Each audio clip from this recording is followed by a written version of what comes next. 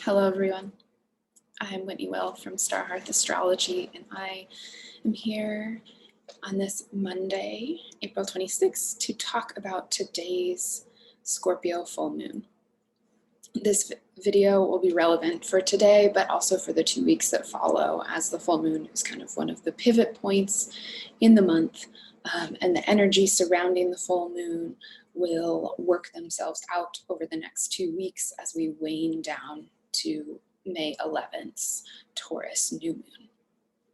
So in this video, I will be talking about the dynamics of the Scorpio full moon, effective ways to work with that, dangerous things or problematic things that can be brought up, to kind of give you the lay of the land, both inwardly and outwardly, and offer some context for what you may be experiencing.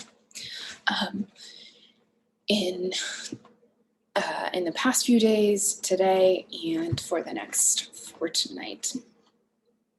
So we have a full moon, which is the moment of opposition between the sun and the moon.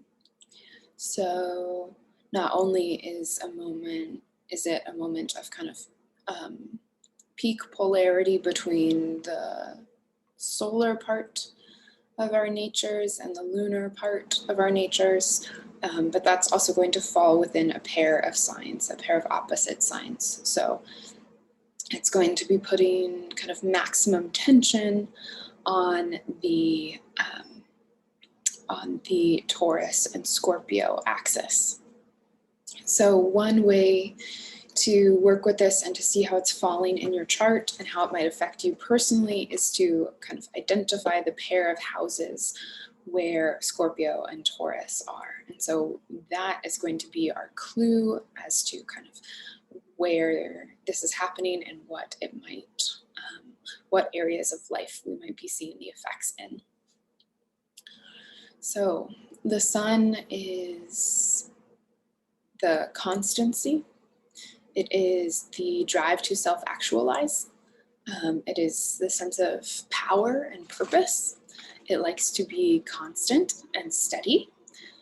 Obviously, the sun goes around the zodiac and has cycles with the seasons, but they are much more drawn out than the moon, who goes through all of the seasons in one month, so to speak.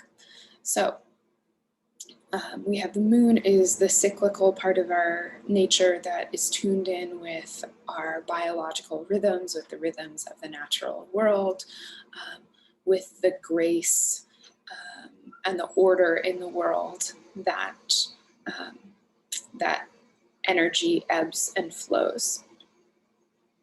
So we have kind of our life, which requires times of rest. And then the solar part of us that works on projects or persists through those times in a more constant, steady way, or at least tries to. So the full moon is a moment where we can no longer put more energy into something.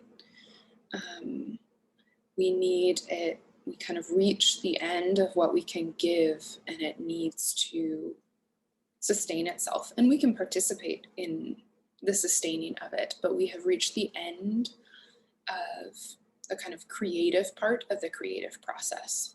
So we have birthed this thing fully into the world. And around the full moon, we switch into this time period of initially managing that in the world. And then once we hit the third quarter and we work back towards the new moon, kind of integrating what we've learned from it, integrating the experience of bringing something into the world and then seeing it through to fruition. And then, composting the experience into meaning, into nourishment, and then we find a space of renewal with the new moon. So I've been thinking and really working with transits recently, not as kind of the moment of the transit or the moment of the full moon, but really the transit as being a pivot point between when it's building, so building in intensity, and when it's releasing. And so that feels much more aligned with my experience of these transits. And I think that goes for the moon phases as well. So we have this building of pressure, building, the volume getting turned up as we move towards a full moon. And then after the moment of the full moon goes exact at 9:31 p.m. Mountain Time. So just adjust that for your time zone. It goes exact at 7 degrees of Taurus and Scorpio. So the sun is at 7 degrees of Taurus and the moon is at 7 degrees of Scorpio. So they're 180 degrees from each other. That's going to be the moment of peak fullness. And then after 9:30 tonight, it will release. Now, that doesn't mean it just ends, right? It doesn't disappear. We continue to work with it. We continue to work with whatever was built up during around the new moon or around the full moon. So this particular full moon, wow, let's kind of break down some of the pieces of it. This has been a pretty intense time. I don't think that I have ever received more messages of people just telling their personal stories about how kind of intense this time is. For, I think, Aries season ended up being, there's a lot of dynamic energy in Aries season, and a lot of things got started. I think there's a restlessness, and then that restlessness, we hit Taurus season, which is more grounded, but the beginning of Taurus season, as it has been every year since 2018, is planets coming through conjunctions with Uranus. So there's this way in which that kind of Aries restlessness of the beginning of spring gets carried over into Taurus season with the conjunctions with Uranus. And this full moon is no exception, because this full moon is opposite the planet Uranus. So Uranus is about breakdowns and breakthroughs, sudden changes, unexpected developments. And so that can be really intense for people. And it's really intense in the sign of Taurus, because the sign of Taurus wants to be steady and predictable. It wants to kind of figure out what it's trying to do and then keep doing that, which is a perfectly okay thing. Now, Uranus is going to poke at any place where you feel confined or restricted, or you feel like your individuality is being limited. And so it really is going to create disturbances to break you out of those patterns. And sometimes in really, really uncomfortable ways. Sometimes consciously you don't want freedom from that. And yet these interruptions kind of force you over the edge or force you to reconcile with that. And then sometimes, if you spend some time with it, you realize like, oh, wait, that was feeling too confined. That was feeling too restricted. I did want a big change. There's this kind of way in which I think you can kind of do transits internally or you can do them externally. And I don't think, I don't have a value judgment about that. I think some more difficult transits, if you can see them coming and integrate them, that you can learn more from them and you can take them less personally, so there can be kind of less drama and a less emotional distress around them, because you kind of see them coming and then you go, that's the thing. Now what can I gain from this? What can I learn from this? Knowing that I've got this amount of months or this amount of days, and that I'm going to be experiencing these things, and then you kind of integrate it and it goes and it becomes merely an experience of qualitative time rather than like something horrible that happened to you but you grew from eventually, right? There's a way in which you can kind of maintain your emotional equilibrium. And so this is a time when your emotional equilibrium might be a little bit more off. So we have the moon in Scorpio, and the moon is in her fall in Scorpio. She right? There's a little bit, there's a potential for boundary violations, for messy emotions, for, for Mars lunar stuff. Mars rules Scorpio in traditional astrology, and Mars and the moon, right? We've got cutting and separation and violence, and we bring it home to that most intimate part of ourselves, this deep personal space, the moon, and that is uncomfortable, which I think is part of the Mars moon dynamic. There's nothing inherently wrong with the moon in Scorpio. It's just, right, that if the moon wants to be comfortable, it can be disturbed in that space.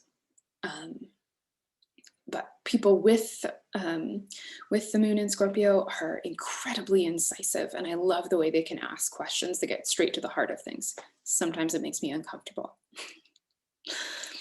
but they make great interviewers, and I really enjoy listening to their conversations with other people, and they can be incredibly insightful. But sometimes other people feel a little bit invaded because they get to the point so quickly. So we've got a moon in that way. So, right, when we're at the peak emotional tension of the month, as we are at the full moon, and we've got the moon in a sign that can be emotionally volatile, there are some possibilities for some big emotions to arise, especially relationally, I feel like. Mars just moved into Cancer on Friday. So Mars, the ruler of the moon in Scorpio, just moved into the moon sign, Cancer, where Mars is in its fall. So we have the moon in her fall and Mars in his fall, and volatile emotions. It's really kind of a really good environment, a really good place setting for emotional dynamics to get out of hand. I think luckily kind of a blessing that we have is that Mercury is in Taurus, and Mercury in Taurus it's not super verbose, it's not going to talk very much. And so hopefully those emotions are not going to come out as weapons. And Mercury just conjoined Venus. So Venus is kind of this cooling factor, is grounding these things a little bit more. So Mercury is not in a fighting space. So these emotions might not be articulatable. And Scorpio and Cancer are both water signs. So the water signs are said to be mute, which doesn't mean they don't speak. It means it's not always out loud. So writing can be a really powerful release. So I think that's one of my tips for this full moon, is really get intimate with yourself via writing or painting, or whatever path you have there. But really, I think the most kind of potent use of this time will be as a way to burrow down into yourself, recognize your patterns, recognize your relationship with yourself, recognize ways in which you sabotage yourself, recognize ways in which you continually violate your own boundaries. And I'm not saying do anything about that. That's really your choice. And there's a time and a place to deal with things. But, right, just noticing, just seeing things is a really powerful space, especially if we can just sit and calmly witness ourselves going through a process. We all I hope we have all had the experience of really feeling like we're seen and understood by another, and it almost doesn't matter what happens after. That feeling of being witnessed and understood changes us and changes our perspective on ourselves, and then we do things differently. It's kind of, right, being actively receptive to what is happening around you, and really focusing on trying to see what is happening without a really strong bias that we're projecting on what is happening, can really shift things in incredible ways. And it doesn't have anything to do with the use of the force of our personal will. So I think that's my main advice. Be a witness. There are trigger points to this full moon. It's not an easy full moon. I imagine that it will not be an easy couple weeks following, but be actively receptive to witnessing your own process and what you can learn about yourself. I think the real dangers of this full moon is that we'll take all of that emotional volatility and project it on the people closest to us, which is one of the hazards of Mars in Cancer. Is one of kind of the shadowy things that sometimes it can do, is really expect the family or the intimates or the familiars to contain your more volatile emotions. This can be people who never look angry, are never going to get angry in a work context, in a friendship context. And they save all of that aggression and it comes out in family contexts. So being really careful about that, right? Understand that, even if certain contexts bring up certain emotions for you, it is your responsibility. Your emotions are your responsibility, whatever you are reacting to. You can pick your friends, you can pick your nose. Do not pick your friend's nose. Don't do it, because it's disrespectful of them. It's disrespectful of you. It says that the only thing that you have to learn from the situation is how to control other people. And that doesn't serve anybody. It doesn't serve their process. It doesn't serve your process, unless what you need to learn is